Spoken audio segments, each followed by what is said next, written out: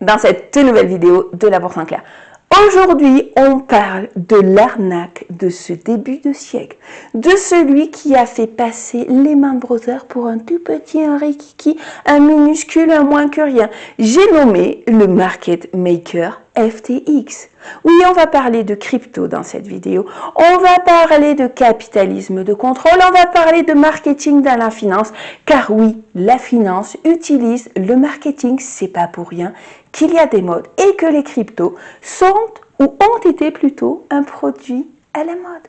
Comme chaque fois, avant de commencer, n'hésitez pas à me faire part de vos commentaires, de vos remarques, de vos questions, juste en dessous là, dans la barre des commentaires. Allez, c'est parti!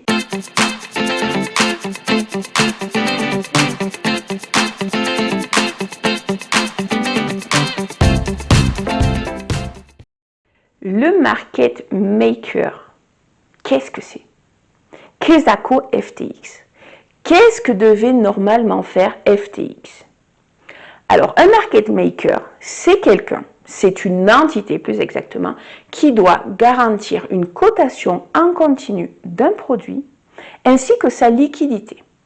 Comment ça fonctionne? Quand vous ouvrez un compte chez un market maker, type FTX, quand il n'était pas en faillite, normalement, vos fonds devaient aller dans une banque tierce.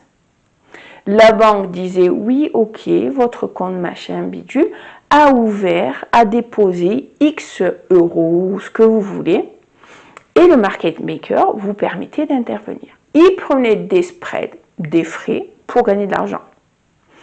Le problème d'FTX, c'est qu'il s'est amusé à prendre l'argent des gens et à spéculer. Donc, quand tout fonctionne, il n'y a aucun problème. Mais par contre, quand on perd de l'argent, comment vous dire? Entre le fait que c'est illégal de travailler avec l'argent de clients et qu'en plus, vous n'avez pas les fonds pour rembourser, autant vous dire qu'on est face à l'arnaque en col blanc du siècle. Sans parler de tout le système mafieux que ces market makers couvraient. Les cryptos vont-elles survivre à ce bad buzz? Je ne pense pas. On verra. De toute façon, fondamentalement, selon moi, bon, on y reviendra un petit peu plus tard, les cryptos ne pouvaient pas survivre pour des choses basiques. Donc, on a un concurrent qui s'appelle Binance, qui vous fait énormément de pubs en ce moment. Je ne sais pas si vous avez regardé un petit peu les pubs YouTube, mais chaque fois que vous ouvrez une vidéo qui parle d'actualité, de n'importe quoi, vous avez de la pub où on vous vend du rêve avec de la musique douce, des vagues, pour vous montrer qu'on est sérieux. Bon, le problème qu'on a, c'est que on est dans un marché oligopolistique. Dans un marché oligopolistique, les entités généralement fonctionnent de la même façon. Donc, ne vous étonnez pas si dans quelques mois, l'autre acteur principal finit de la même façon. Quand on est dans un marché hyper fermé, que certains intervenants de ce marché adoptent ce comportement, vous êtes sûr que les autres, pour rester concurrentiels, ont l'obligation d'utiliser les mêmes stratégies. Donc, attention, attention, attention à vos comptes, parce que je vous garantis que ce sont toujours les mêmes couillons qui payent la note. Voilà. Même si les particuliers vont perdre de l'argent, vont laisser beaucoup d'argent sur cette histoire. Personnellement, je pense que c'est une bonne chose. Maintenant, on va parler de l'importance de la monnaie dans une société. Pour faire société, on a besoin de 3 éléments. Une langue commune, des lois communes qui sont validées par l'ensemble des intervenants de cette société et d'une monnaie.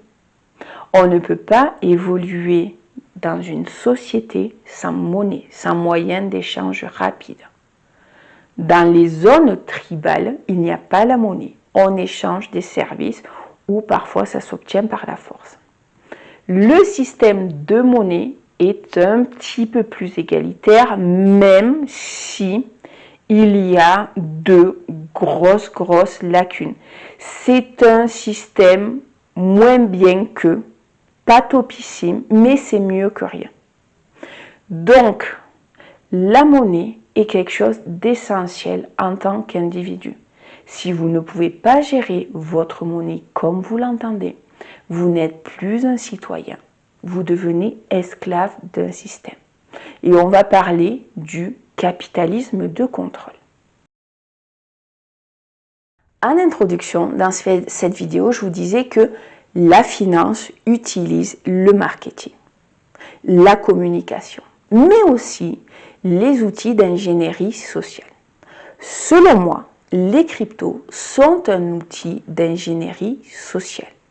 C'est une magnifique fenêtre d'Overton pour préparer la population à une monnaie numérique dans 10-15 ans. Voilà ce que sont, selon moi, les cryptos.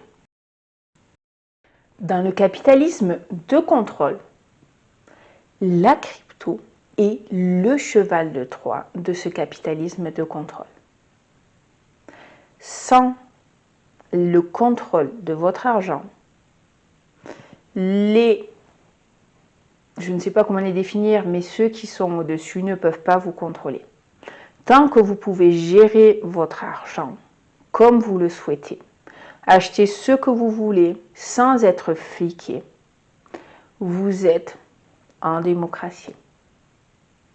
Si tous vos gestes sont fliqués, contrôlés, numérotés, archivés, vous n'êtes plus dans une démocratie, vous êtes juste dans une prison à ciel ouvert. Comment on fait pour lancer un produit en finance? On raconte une belle histoire. La belle histoire du Bitcoin, c'est ce rebelle derrière son écran d'ordinateur qui vous écrit des lignes de code, Satoshi Nakamoto. C'est la belle histoire. C'est vraiment la légende urbaine qui fait kiffer le geek derrière son écran et qui se dit « Ouais, en achetant du Bitcoin, je suis un super rebelle. » Ou aux nouveaux riches, les influenceurs, ces nouveaux riches qui sont arrivés rapidement dans les années, on va dire, entre 2015 et 2019, il y a eu, paf, une explosion des influenceurs qui leur ont permis de gagner énormément d'argent. Quand on gagne énormément d'argent, qu'on a satisfait tous nos besoins, on a un second besoin qui se développe. C'est le besoin de reconnaissance, ce besoin de briller en société. Et ça, les marketeurs de la finance, ils le savent très bien, qu'on a tous ce besoin à nous de briller en société. Alors, ils racontent une histoire, un produit qui fait cool, qui est en rapport avec le milieu. Et ce produit, quel est-il? Ce sont les crypto-monnaies.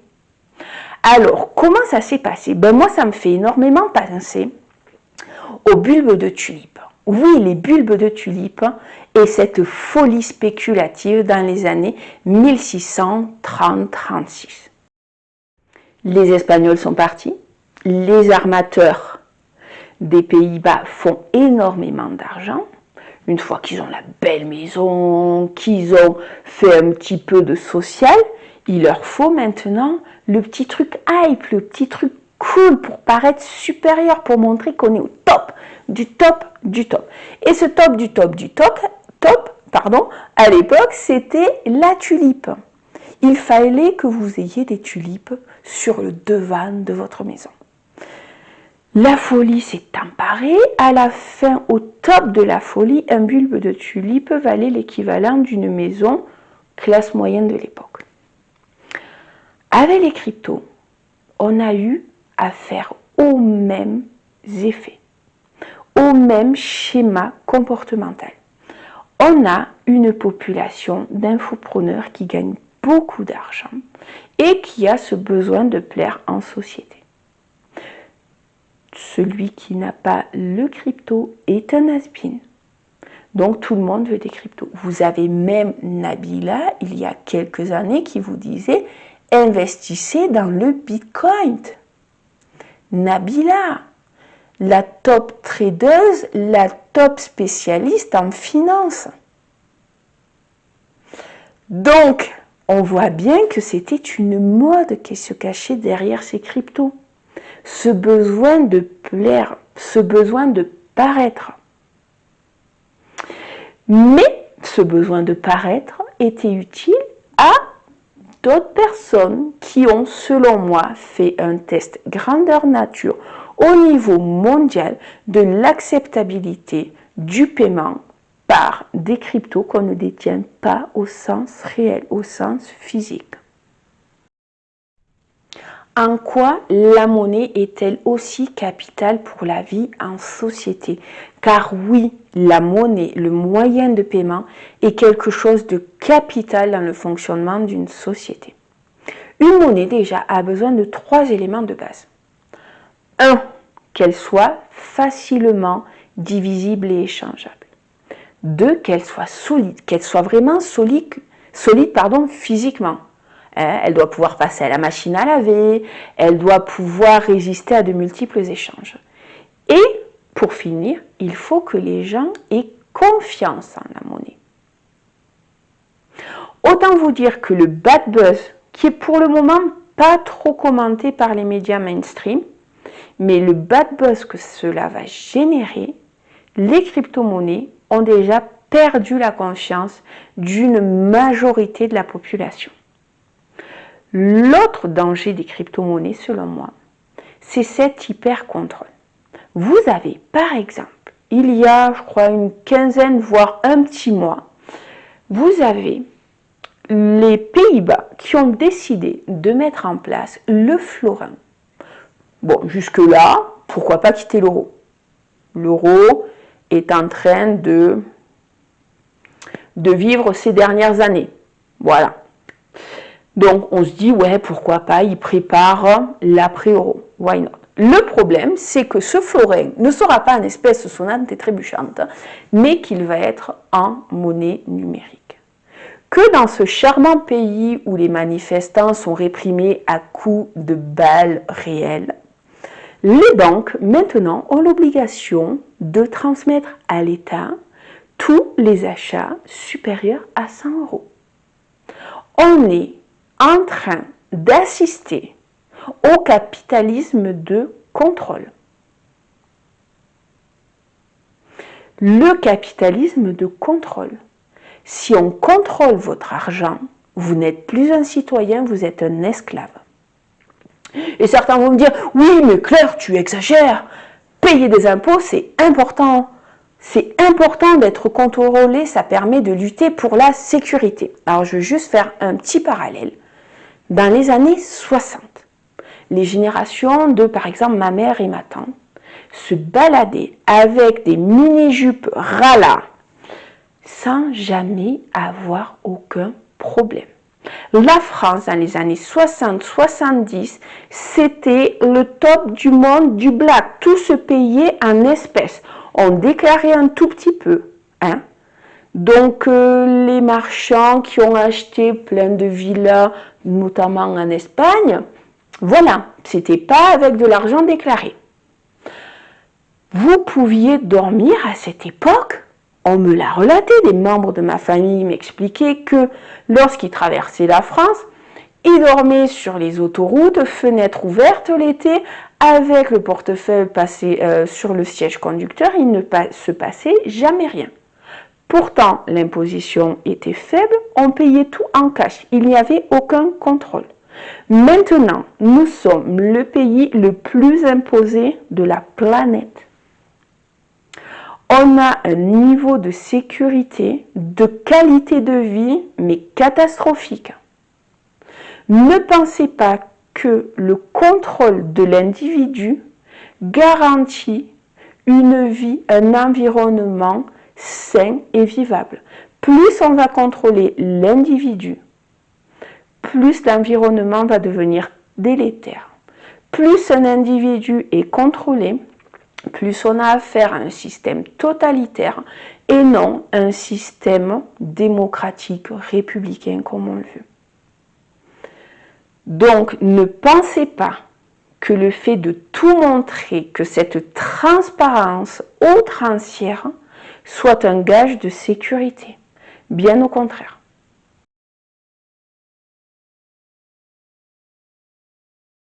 Pour en finir avec cette vidéo, très politique là pour le coup, gardez à l'esprit que la monnaie est un outil social, c'est un outil de cohésion sociale.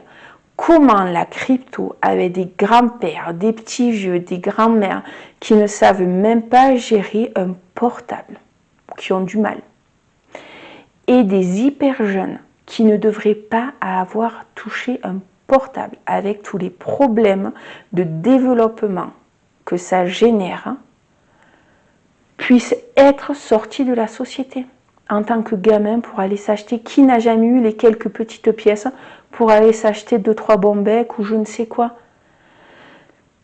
Les cryptos sont, et je me répète, vous allez me dire Claire, tu gagatèges, des outils qui ont comme but de vous domestiquer, de vous enlever toute volonté de rébellion. Si vous voulez vous rebeller, payez en cash, faites vos courses en cash, payez votre café ou je ne sais quoi avec des pièces. Prenez cette habitude de payer en liquide. Ça, c'est un acte rebelle, ça, c'est un acte militant. Pour conclure, je voulais juste vous partager, vous conseiller plus la lecture d'un bouquin. Edward Bernays, Propagande. C'est un livre que toute personne devrait avoir lu. Il vous explique les rouages de la manipulation. Bernays, pour la petite parenthèse, c'est le gars dans les années 1900-1930 qui a trouvé le moyen de faire manger du bacon à tous les Américains. Alors comment ça s'est passé? Il était publicitaire. Et donc il a eu un client qui est venu d'un État américain lui demandant d'augmenter ses ventes de viande de porc. Bernays lui a répondu non, non, non, on ne va pas viser que l'État, genre je ne me souviens plus du nom de l'État, on va viser les États-Unis dans leur ensemble. Mais comment? Laissez-moi faire. Alors comment il a fait Bernays? Bernays, il a payé des chercheurs pour dire oui, il est important de manger du bacon au petit-déj, ça renforce, c'est important. Et ensuite, il a payé 5000 médecins pour que ces 5000 médecins, au travers des États-Unis, expliquent aux patients que pour renforcer leur petite santé fragile, il faut manger du bacon. Voilà comment on manipule. En finance, c'est pareil. Vous avez des marketeurs qui sont payés des 100 et des 1000 pour vous dire la mode, maintenant, c'est les cryptos. Quel va être le prochain outil de propagande? Je ne sais pas. Mais il y en aura un. Les cryptos, selon moi, servent uniquement, sont un outil qui sont utilisés par le crime organisé pour transférer rapidement leur argent, ni vu ni connu. Et en plus, quand il y a beaucoup de monde qui met de l'argent, quand la personne lambda investit dans la crypto, ça ramène du monde et donc ça crée un petit peu du flou. Donc, faites très attention. Le trading est quelque chose de génial où on peut faire de l'argent, mais respectez les règles. Fuyez les marchés non réglementés. Allez sur des marchés réglementés, s'il vous plaît. Sur ce, je vous dis à la semaine prochaine pour une nouvelle vidéo de la Bourse en clair. Ciao, ciao!